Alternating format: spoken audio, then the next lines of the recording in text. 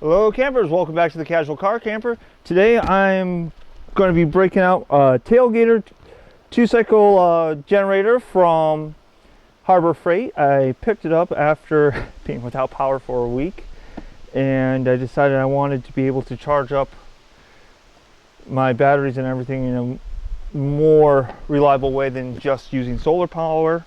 And I wanted something small that I can keep in my apartment and transport easily. This is a 2-cycle unit. The advantages of 2-cycle is that the oil is put in with the gas, and you can also buy pre-mixed containers that range from the size of a bottle to a can for like white gas. I actually have one. So this is the size of the big fuel cans. It's roughly the shape of a turpentine can or a white gas can. It's already pre-mixed. It's a little easier to transport than your standard gas cans, and you don't have to worry about throwing off your mix. So let's crack this open, see what's in the box.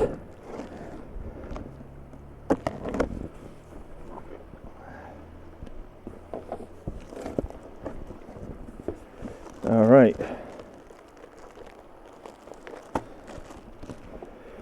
So we have an instruction manual with a couple screws.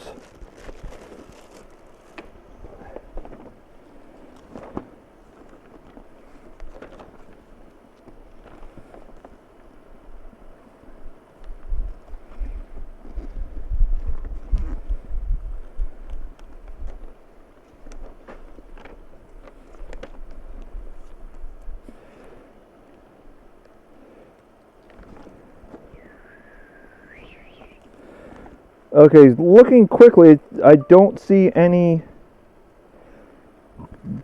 assembly instructions or what those screws are for. I don't understand.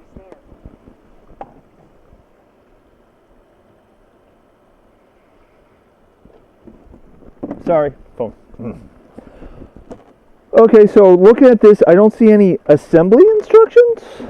So it's probably already pre-assembled, except for, I'm guessing, the handle, and that's what those two screws are for. So, let's get it out of the box, shall we?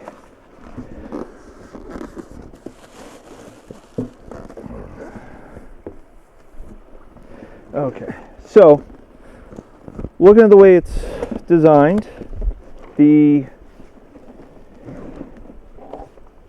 going to have to cut open the bottom and then lift up the top to get the generator out.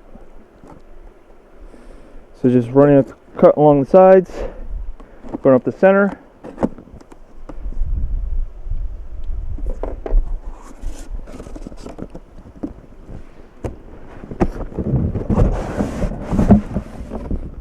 Pull it right up, and it drops out.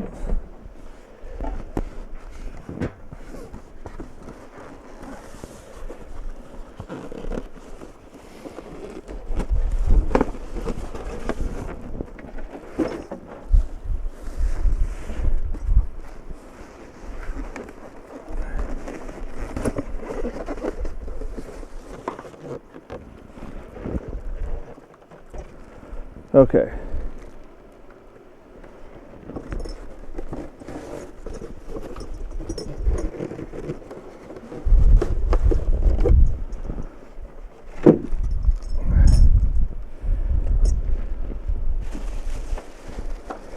All right.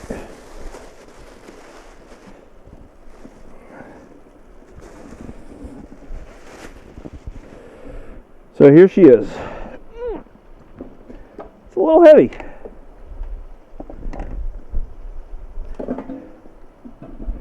So it does have a built-in filter and a fuel level. And the gas cap has right on it, I don't think you can see it, but it has right on it the fuel mixture if you were to mix it yourself. The other advantage of buying pre-mix is legally most gasoline you get at a gas station has ethanol in it. Ethanol can actually damage the seals and rings on small engines, so it's recommended to use non-ethanol gas if you can find it.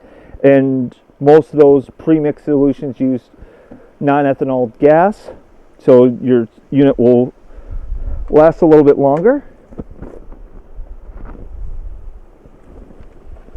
So the only thing we have to do now is assemble the handle. Screws are set. Now it did come with the tool. I believe this is just a spark plug tool. Yep. Okay, so what this is for is taking your spark plug off. Pop out the spark plug. You put the tool over it.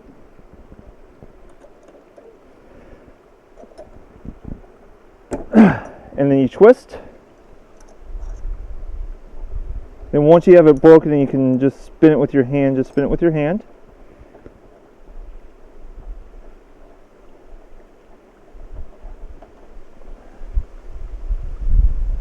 Okay, it looks pre-gapped, but another suggestion, whenever you first get a device, even if it comes with a spark plug, you're going to want to double check the gap on the spark plug.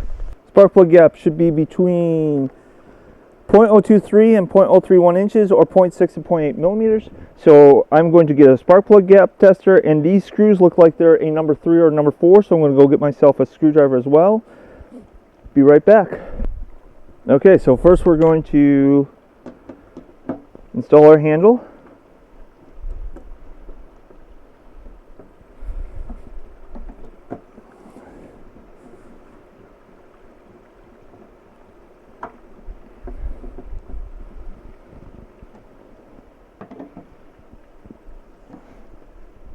And this is a little hefty, but it's not too bad.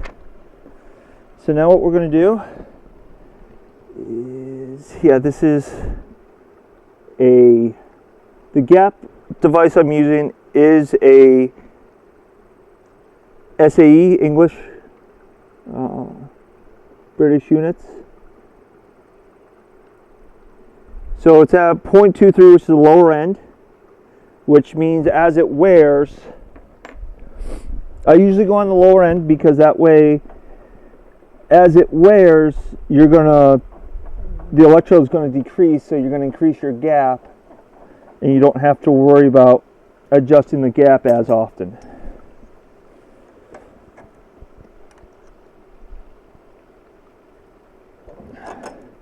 My recommendation is to have a small toolbox with your generators, with key items you're going to need, a funnel to fill it with, your spark plug tool, maybe a small screwdriver if you want to tighten anything up, a spark plug gapping tool if you want to test the gap each time before you use it, depending on how often you use it.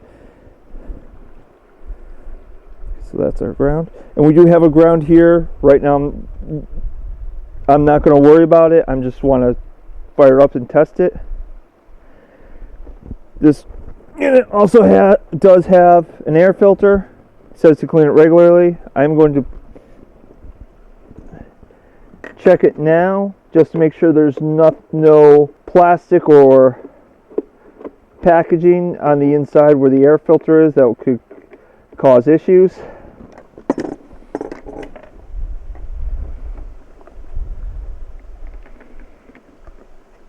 That's the air filter.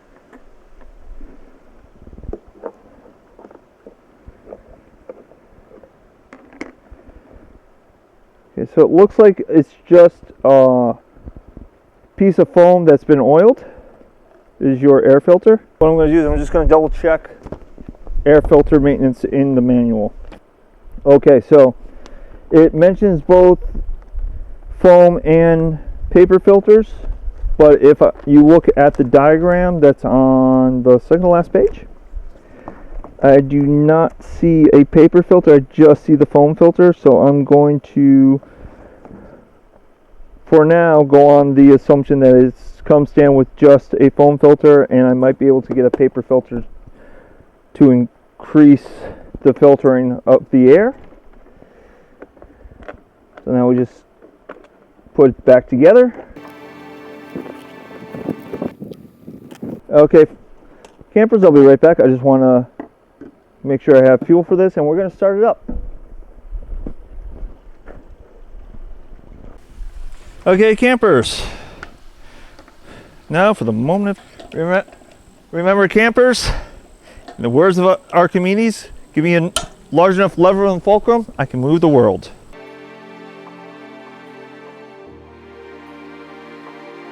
Okay. Funnel. Always use a funnel when you're doing this stuff. Let me go grab my mix. So the reason I'm using a funnel is so that I don't have to worry about spillage quite as much. Though I do have to be careful still because I'm getting a lot of glug glug. It's a fairly full can.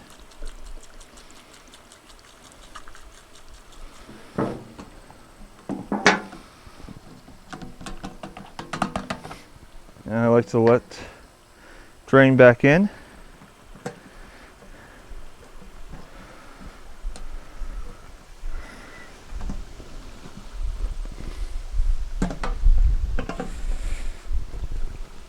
Caps back on, nice and tight.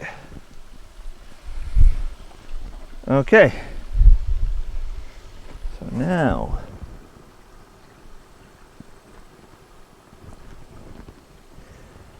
put on start. Put in the run position. So it's got a choke, so this restricts airflow. And then you put up in the start position. It's got the old-fashioned pull handle. So you're gonna put one hand on the handle to stabilize the unit. You're gonna grab the other one. Usually I use my offhand for holding it in place and use my dominant hand for pulling because I have a little more strength in my dominant hand. And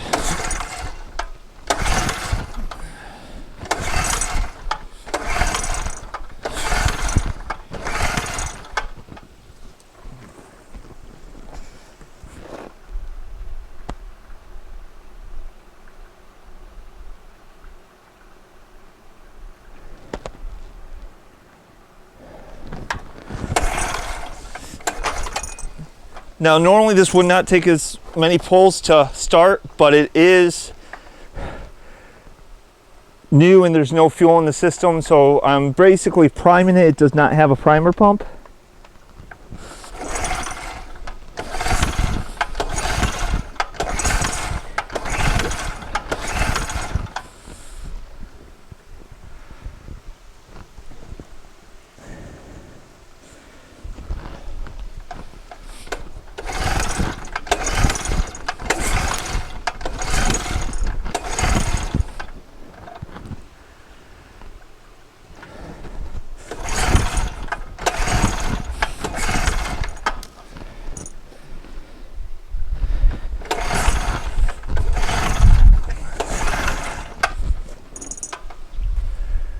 And that's starting to worry me.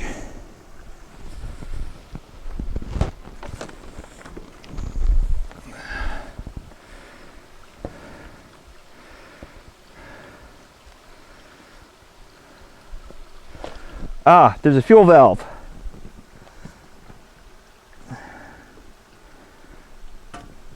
Okay.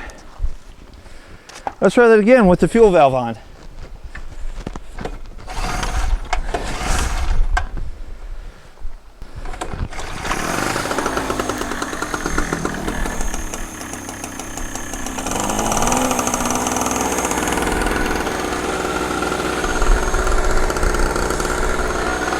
All right, once you put the fuel on, it's not too loud.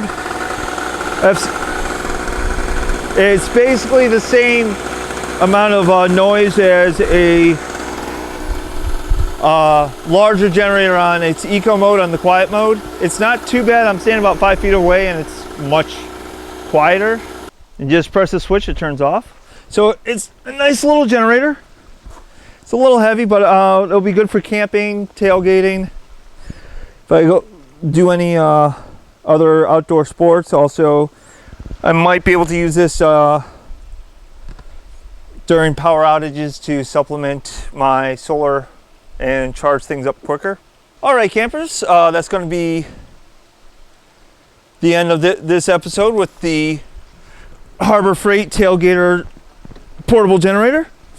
With fuel in it is a little hefty, but it's not bad.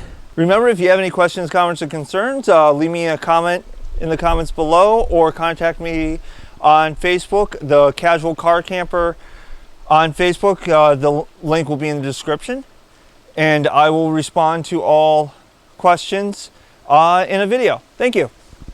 And remember, as always, as long as you're having fun, you're doing camping right.